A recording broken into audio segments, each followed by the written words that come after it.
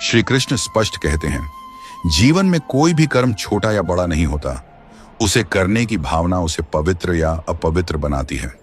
यदि तू पूरे समर्पण से अपना कर्तव्य निभा रहा है तो तू सही मार्ग पर है, चाहे दुनिया तुझे समझे या नहीं। कर्मयोग यही सिखाता है कि अपने कर्म को पूजा बना, अपने प्रयास को साधना बना और अपने जीवन को यज्ञ बना। श्री कृष्ण ने अर्जुन से यह नहीं कहा कि युद्ध आसान होगा, उन्होंने यह कहा कि युद्ध से भागना तुझे भीतर से तोड़ देगा, क्योंकि कायरता कभी शांति नहीं देती, वह केवल पश्चाताप छोड़ जाती है। गीता यह भी सिखाती है कि जो व्यक्ति दूसरों की स्वीकृति का इंतजार करता है वह कभी अपने जीवन का स्वामी नहीं बन पाता, और जो अकेले सही मार्ग पर चलने का साहस रखता है वही अंततः मार्गदर्शक बनता है। संसार की सबसे बड़ी विडंबना यह है कि लोग सही काम तभी करना चाहते हैं जब बहुमत उनके साथ हो, लेकिन धर्म का मार्ग हमेशा अल्पसंख्यक से ही शुरू होता है। श्री कृष्ण कहते हैं, जो अपने मन को जीत लेता है उसके लिए संसार को जीतना सरल हो जाता है, और जो अपने मन का दास है वह सब कुछ पाकर भी खाली रहता है। सफलता और असफलता दोनों ही क्षणिक हैं, लेकिन चरित्र स्थायी है। इसलिए गीता सफलता सिखाने से पहले मनुष्य बनना सिखाती है। अब उस विचार पर आते हैं, तू अकेले चल, दुनिया खुद तेरे पीछे आएगी। इस पर श्री कृष्ण का भाव यह है, श्री कृष्ण कहते हैं कि जब तू सत्य के मार्ग पर चलता है तो भीड़ की आवश्यकता नहीं होती। भीड़ हमेशा सुविधा के पीछे चलती है और सत्य हमेशा अकेला चलता है। यदि तेरा मार्ग धर्म से जुड़ा है, यदि तेरा कर्म निष्काम है, यदि तेरा मन अहंकार से मुक्त है, तो तुझे समर्थन नहीं, केवल धैर्य चाहिए। श्री कृष्ण अर्जुन से यही कहते हैं, तू अकेला सही निर्णय ले, तू अकेला खड़ा हो, तू अकेला कर्म कर, क्योंकि जब तू धर्म के साथ होता है तब मैं तेरे साथ होता हूं, और जहां कृष्ण होते हैं वहां संख्या नहीं शक्ति बोलती है। दुनिया तेरे पीछे तब आती है जब तू दुनिया को खुश करने के लिए नहीं, सत्य निभाने के लिए चलता है। यही गीता का सार है, यही कृष्ण का संदेश है। श्री कृष्ण आगे यह भी बताते हैं कि जीवन में सबसे कठिन समय वह नहीं होता जब मनुष्य असफल होता है, बल्कि वह होता है जब वह सही होकर भी अकेला पड़ जाता है। उस समय मन बार बार पूछता है कि क्या यह मार्ग सही है, क्या इतना त्याग आवश्यक है, क्या सब कुछ छोड़कर भी आगे बढ़ना उचित है। गीता यही मनुष्य का हाथ थामती है और उसे भीतर से स्थिर करती है। महाभारत में द्रौपदी का उदाहरण इसे गहराई से समझाता है। सभा में जब उसके साथ अन्याय हुआ तब पूरा दरबार मौन था। पांडव भी अपने बंधनों में जकड़े खड़े थे। उस क्षण द्रौपदी पूरी तरह अकेली थी। उसने किसी राजा को नहीं पुकारा, किसी योद्धा को नहीं पुकारा, उसने धर्म को पुकारा और वहीं श्री कृष्ण प्रकट हुए। गीता का भाव यही है कि जब मनुष्य सत्य के साथ खड़ा होता है तब ईश्वर परिस्थितियों के पार से सहायता करता है। आज के जीवन में भी यह स्थिति बार बार आती है। जब कोई व्यक्ति परिवार की गलत परंपराओं को तोड़ता है, जब कोई युवा सुरक्षित रास्ता छोड़कर अपने स्वधर्म की ओर बढ़ता है, जब कोई स्त्री अन्याय के विरुद्ध आवाज उठाती है, तब सबसे पहले उसे अकेलापन मिलता है। लोग समझाने के नाम पर डर दिखाते हैं, लेकिन श्री कृष्ण कहते हैं कि जो भय से समझौता करता है वह जीवन भर आत्मग्लानि में जीता है। एक शिक्षक का उदाहरण लो जो बच्चों को ईमानदारी सिखाता है, जबकि पूरा सिस्टम केवल अंक और दिखावे पर चलता है। शुरुआत में वह अप्रासंगिक कहलाता है, लेकिन वर्षों बाद वही शिक्षक विद्यार्थियों के जीवन में सबसे गहरी छाप छोड़ता है, क्योंकि गीता का सिद्धांत है कि तात्कालिक लाभ नहीं, दीर्घकालिक प्रभाव ही सच्ची सफलता है। श्री कृष्ण यह भी कहते हैं कि अकेले चलने का अर्थ यह नहीं कि रास्ता सरल हो जाएगा। कई बार यह मार्ग और कठिन हो जाता है। अर्जुन के लिए भी युद्ध सरल नहीं था, उसे अपने ही लोगों के सामने खड़ा होना पड़ा, लेकिन यदि वह पीछे हट जाता तो उसका जीवन भीतर से टूट जाता। श्री कृष्ण ने उसे यही समझाया कि बाहरी संघर्ष से बचने के लिए भीतर के धर्म को मत मार। गीता यह सिखाती है कि मनुष्य को अपने कर्म का मूल्यांकन तालियों से नहीं करना चाहिए। तालियां अक्सर तब मिलती हैं जब व्यक्ति भीड़ के अनुसार चलता है, लेकिन आत्मसंतोष तब मिलता है जब व्यक्ति अपने विवेक के अनुसार चलता है, और आत्मसंतोष वह शक्ति है जो किसी भी प्रशंसा से बड़ी होती है। एक व्यापारी का उदाहरण लो जो मिलावट से इनकार करता है। आसपास के लोग तेजी से आगे बढ़ते दिखते हैं, उसे लगता है कि वह पीछे रह गया, लेकिन समय के साथ वही व्यापारी विश्वास का प्रतीक बन जाता है। लोग उसके नाम पर भरोसा करते हैं। यही कृष्ण का सिद्धांत है कि सत्य धीरे चलता है लेकिन दूर तक जाता है। श्री कृष्ण यह भी स्पष्ट करते हैं कि संसार में सबसे बड़ा मोह मान सम्मान का है। मनुष्य सत्य छोड़ देता है केवल इसलिए कि लोग क्या कहेंगे। गीता इस मोह को तोड़ती है। वह कहती है कि लोग तो कल भी कुछ कहेंगे, आज भी कहेंगे, लेकिन तुझे अपने अंतर्मन के सामने उत्तर देना होगा। जब मनुष्य अपने भीतर इस सत्य को स्वीकार कर लेता है, तब अकेलापन बोझ नहीं रहता, वह शक्ति बन जाता है। उस अवस्था में व्यक्ति किसी समर्थन का भूखा नहीं रहता। वह जानता है कि उसका मार्ग सही है और यही ज्ञान उसे अडिग बनाता है। इसलिए श्री कृष्ण कहते हैं कि यदि तू अकेला चल रहा है और तेरा मन शांत है, तो समझ लेना कि तू सही दिशा में है, क्योंकि शांति वही अनुभव करता है जो अपने धर्म के साथ खड़ा होता है। यही गीता की गहराई है, यही कृष्ण की मौन करुणा है। श्री कृष्ण आगे यह बताते हैं कि अकेले चलने का सबसे बड़ा लाभ यह होता है कि मनुष्य स्वयं को पहचानने लगता है। जब भीड़ साथ होती है, तब व्यक्ति अक्सर अपने विचार दूसरों के अनुसार ढाल लेता है, लेकिन जब मार्ग पर केवल सत्य और अंतरात्मा साथ हों, तब आत्मबोध होता है। गीता का यही उद्देश्य है कि मनुष्य बाहर नहीं, भीतर से मजबूत बने। महाभारत में युधिष्ठिर का जीवन इसका जीवंत उदाहरण है। उन्हें बार बार अपमान सहना पड़ा, उन्हें छल से हराया गया, उन्हें वनवास मिला। कई बार स्वयं उनके भाई भी उनके निर्णयों से असहमत थे, फिर भी युधिष्ठिर ने धर्म का मार्ग नहीं छोड़ा। उनका अकेलापन कमजोरी नहीं बना, बल्कि धैर्य बना। अंत में वही व्यक्ति सम्राट बना, क्योंकि उसका आधार सत्य था, शक्ति नहीं। आज के जीवन में भी ऐसा ही होता है। जब कोई व्यक्ति शॉर्टकट छोड़कर सही प्रक्रिया अपनाता है, तब वह पीछे रह जाता है। लोग उसे धीमा कहते हैं, अव्यावहारिक कहते हैं, लेकिन वही व्यक्ति समय के साथ स्थिर बनता है। उसका आत्मविश्वास बाहरी परिस्थितियों पर निर्भर नहीं रहता। श्री कृष्ण कहते हैं कि जो व्यक्ति अपने कर्म में स्थिर है, वही वास्तव में स्वतंत्र है। गीता यह भी समझाती है कि अकेले चलने के मार्ग पर सबसे बड़ी परीक्षा अहंकार की होती है। मनुष्य सोचने लगता है कि मैं सबसे अलग हूं, मैं ही सही हूं। श्री कृष्ण सावधान करते हैं कि सत्य पर चलना श्रेष्ठ है, लेकिन स्वयं को श्रेष्ठ मान लेना पतन का कारण बनता है। विनम्रता ही उस मार्ग की रक्षा करती है। एक साधारण कर्मचारी का उदाहरण लो, जो बिना दिखावे के अपना काम ईमानदारी से करता है। उसे तुरंत पदोन्नति नहीं मिलती, कभी कभी उसकी अनदेखी होती है, लेकिन जब संकट आता है, जब भरोसे की आवश्यकता होती है, तब वही व्यक्ति सबसे पहले याद किया जाता है। क्योंकि कृष्ण का सिद्धांत है कि विश्वास शोर से नहीं, स्थिरता से बनता है। श्री कृष्ण यह भी कहते हैं कि अकेले चलने का अर्थ यह नहीं कि व्यक्ति दुख से मुक्त हो जाता है। दुख आता है, संशय आता है, थकान आती है। अर्जुन भी बार बार विचलित हुआ, लेकिन उसने प्रश्न करना नहीं छोड़ा।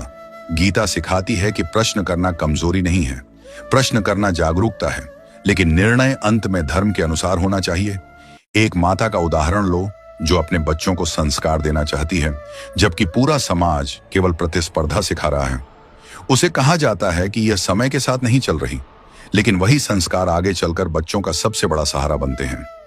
यही गीता का संदेश है कि तात्कालिक प्रशंसा नहीं, दीर्घकालिक कल्याण को चुनो। श्री कृष्ण यह भी बताते हैं कि जब व्यक्ति अपने भीतर स्थिर हो जाता है, तब बाहरी दुनिया स्वतः आकर्षित होती है। लोग शब्दों से नहीं, अवस्था से प्रभावित होते हैं। जो शांत है, जो दृढ़ है, जो लोभ से मुक्त है, उसके आसपास लोग स्वयं खींचे चले आते हैं। इसलिए तू अकेले चल का अर्थ यह नहीं कि किसी को साथ मत ले।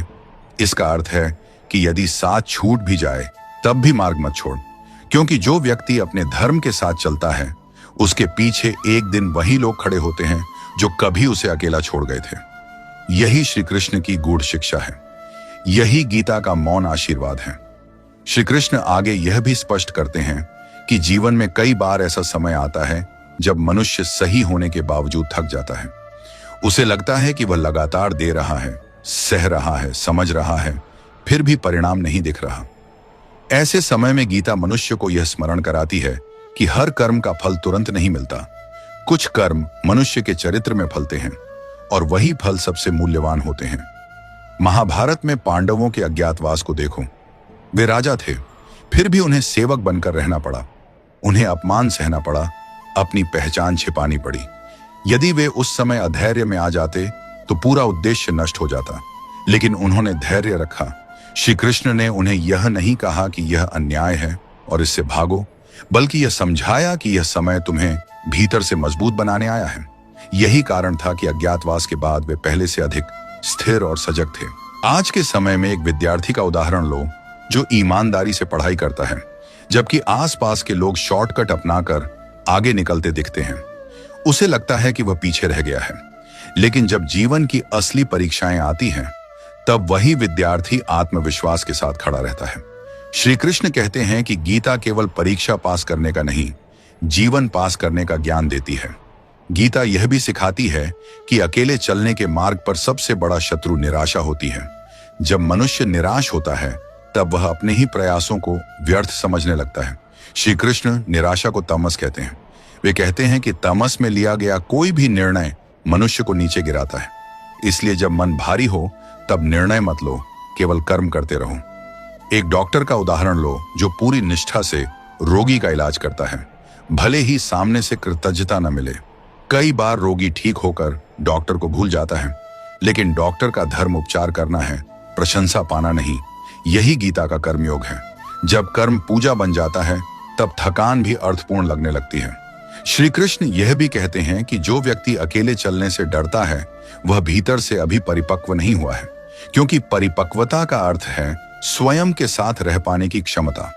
जो व्यक्ति स्वयं के साथ शांति से नहीं रह सकता, वह दूसरों की स्वीकृति पर निर्भर हो जाता है। एक कलाकार का उदाहरण लो जो भीड़ के स्वाद के अनुसार नहीं, अपनी अनुभूति के अनुसार रचना करता है। शुरुआत में उसे नकारा जाता है, लेकिन उसकी रचना समय के साथ जीवित रहती है, क्योंकि उसमें सच्चाई होती है। श्री कृष्ण कहते हैं कि सत्य में देर हो सकती है, मृत्यु नहीं। गीता यह भी समझाती है कि जब मनुष्य अपने भीतर के भय को स्वीकार कर लेता है, तब भय की शक्ति टूट जाती है। अर्जुन ने भी अपने भय को छुपाया नहीं, उसने श्री कृष्ण के सामने उसे स्वीकार किया और वहीं से उसकी यात्रा बदली। इसीलिए गीता दबाने की नहीं, देखने की शिक्षा देती है।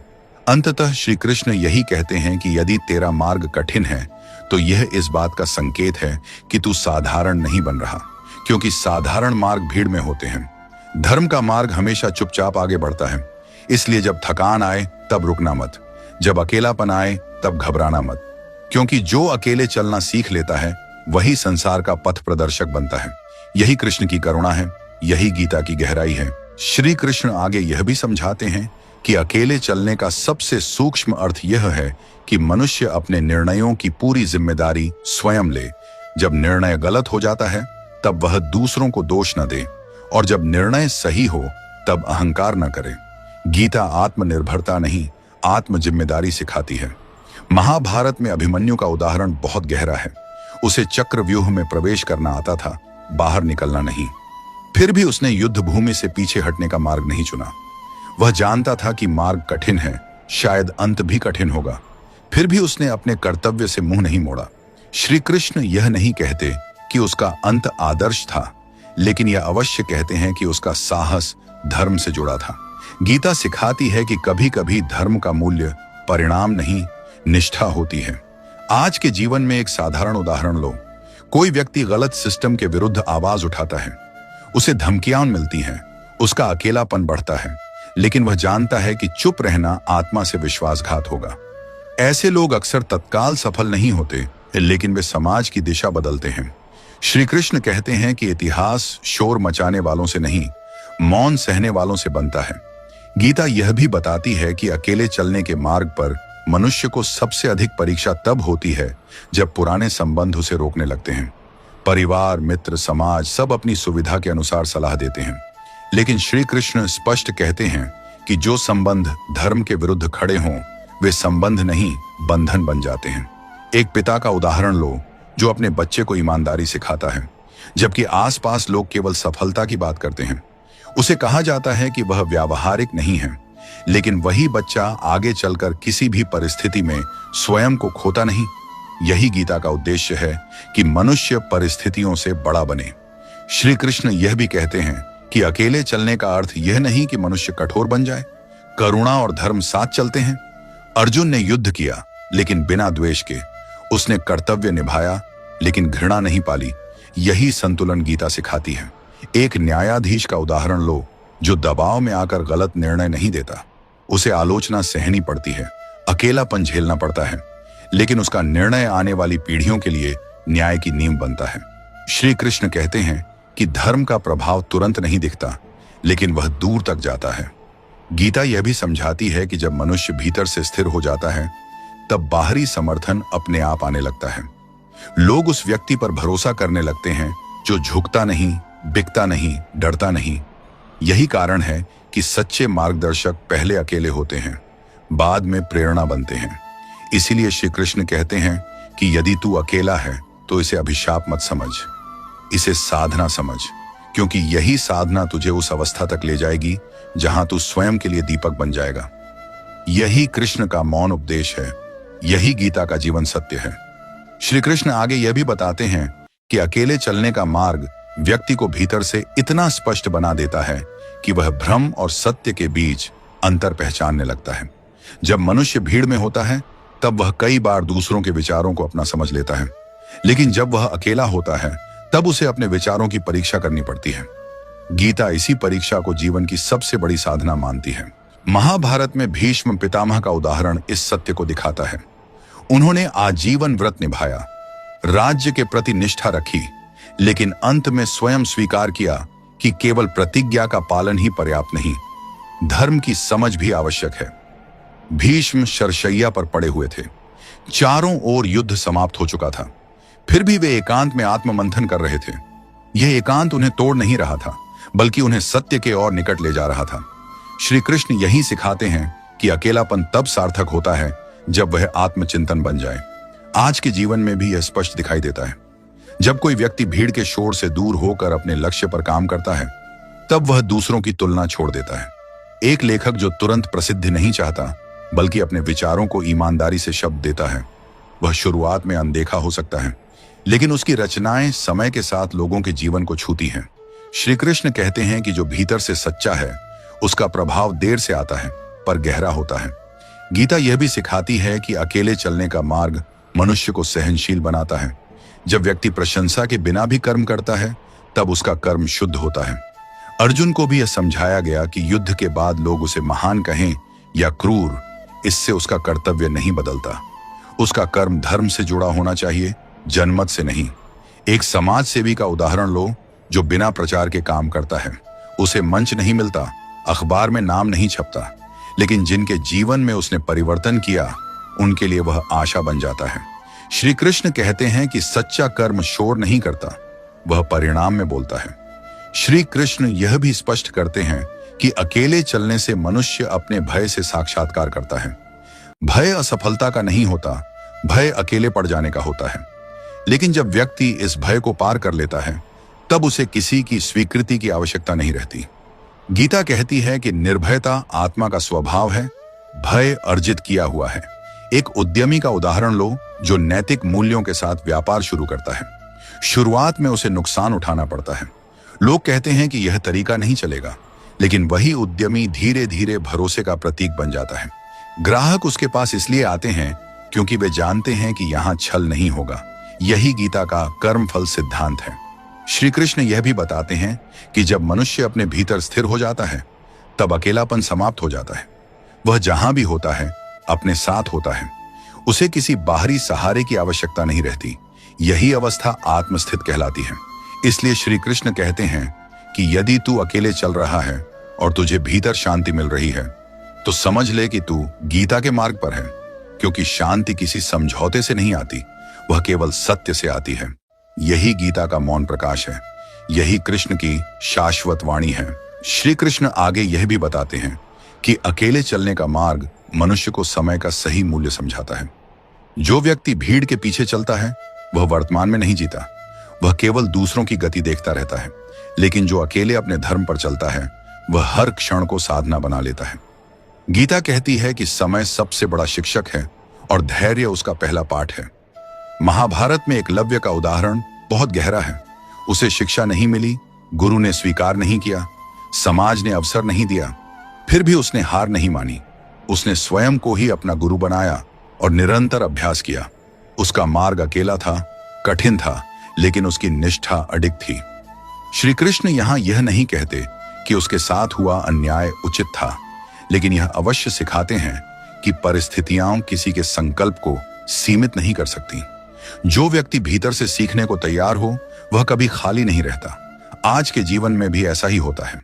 जब कोई व्यक्ति बिना मार्गदर्शन के, बिना समर्थन के केवल अपने लक्ष्य और ईमानदारी के सहारे आगे बढ़ता है तो शुरुआत में उसे अनदेखा किया जाता है, लेकिन वही व्यक्ति धीरे धीरे आत्मनिर्भर बनता है। श्री कृष्ण कहते हैं कि आत्मनिर्भरता धन से नहीं, विवेक से आती है। गीता यह भी बताती है कि अकेले चलने के मार्ग पर व्यक्ति को अपने संबंधों की सच्चाई दिखने लगती है। जो लोग केवल लाभ के समय साथ होते हैं वे धीरे धीरे दूर हो जाते हैं, और जो निस्वार्थ होते हैं वे बिना बुलाए साथ खड़े हो जाते हैं।